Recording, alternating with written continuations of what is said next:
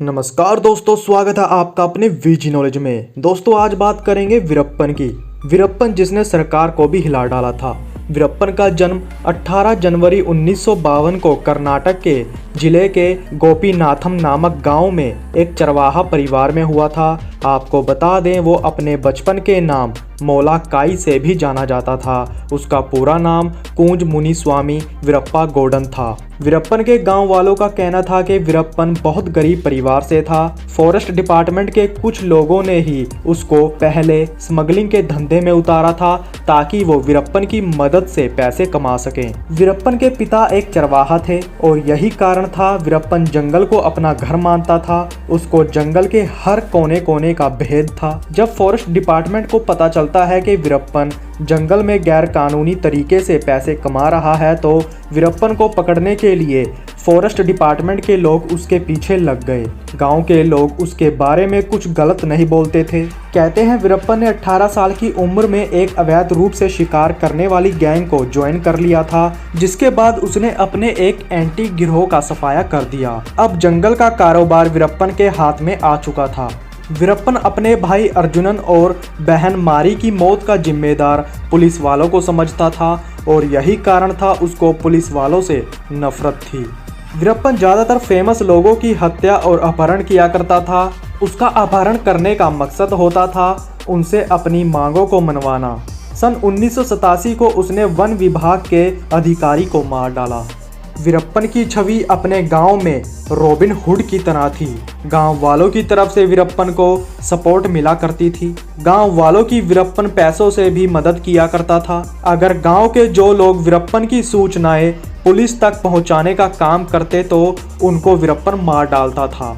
उसने 20 सालों में 184 लोगों को मारा था। इन 184 लोगों में पुलिस, फॉरेस्ट डिपार्टमेंट और पुलिस तक सूचना पहुंचाने वाले लोग शामिल थे।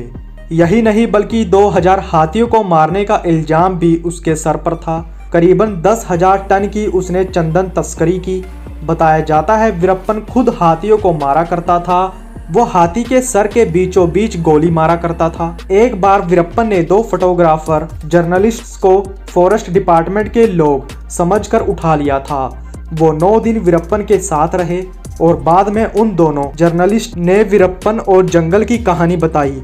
उन्होंने बताया वीरप्पन नेशनल जियोग्राफी चैनल के बारे में अच्छी इन्फॉर्मेशन रखता है और गॉडफादर नाम की मूवी को उसने जंगल में कई बार देखा है। उसको वीडियो और ऑडियो बनाने का भी बहुत शौक था। उसने लोगों को किडनैप कर ऑडियो और वीडियो को कई बार बाहर भी भेजा था। वीरप्पन कई अलग अलग तरह के पक्षियों की आवाज़ मुंह से निकाल लिया करता था। यहाँ तक कि वो पत्तों के हिलने के अंदाज से ये पता लगा लिया करता था कि कौन कहां से आ रहा है। 9 अप्रैल 1993 को 2 बसों में 22 पुलिस वालों की टीम वीरप्पन को पकड़ने के लिए जाती है। इस बात का वीरप्पन को पता था। उसने बारूद जमीन पर बिछा रखा था। जब बस उस जगह पहुंची तो वो ब्लास्ट कर देता है, जिसमें 22 पुलिस वालों की मौत हो जाती है। इसमें फॉरेस्ट डिपार्टमेंट के एक बड़े ऑफिसर थे जिनका नाम था श्रीनिवास। उनको वीरप्पन ने पहले गोली मारी, फिर उनके सर को धड़ से अलग कर दिया। बाद में उस सर के साथ अपनी गैंग के लोगों के साथ फुटबॉल खेली। पुलिस को श्रीनिवास की लाश बिना सर के मिलती है। फिर कई दिन बीत जाने के बाद सर मिलता है।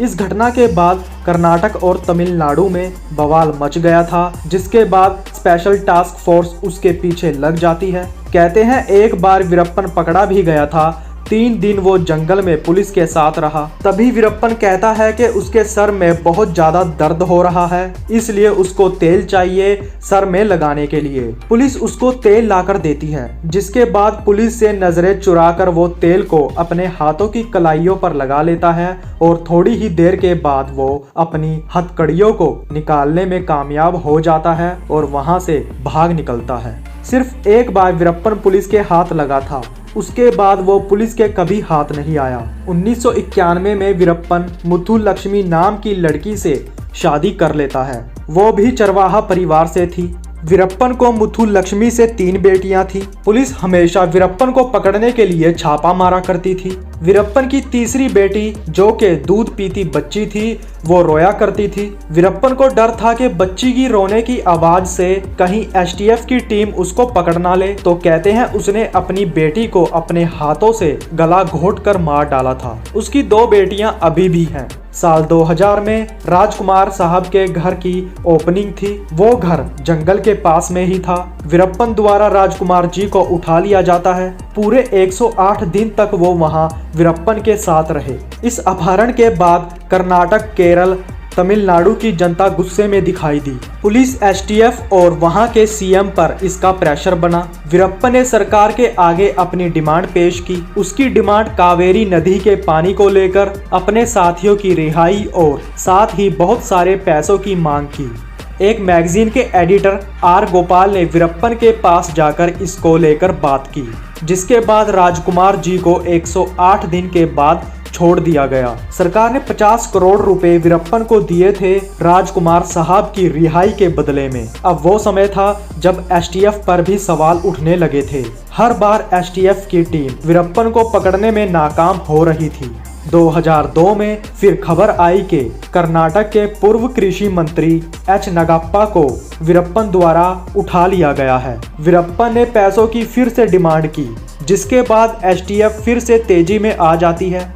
एसटीएफ को खुफिया जानकारी मिलते ही वो उस जगह पहुंची जहां वीरप्पन ठहरा हुआ था, लेकिन वहां कोई नहीं मिलता। जब इसके बारे में वीरप्पन को पता चलता है तो कहते हैं एसटीएफ के ऑपरेशन के 3 दिन बाद ही एच नागप्पा की लाश एक नदी किनारे मिली थी। इसी वारदात के बाद ही कर्नाटक सरकार ने वीरप्पन पर 50 करोड़ का इनाम घोषित कर दिया और एसटीएफ को खुली छूट दे डाली।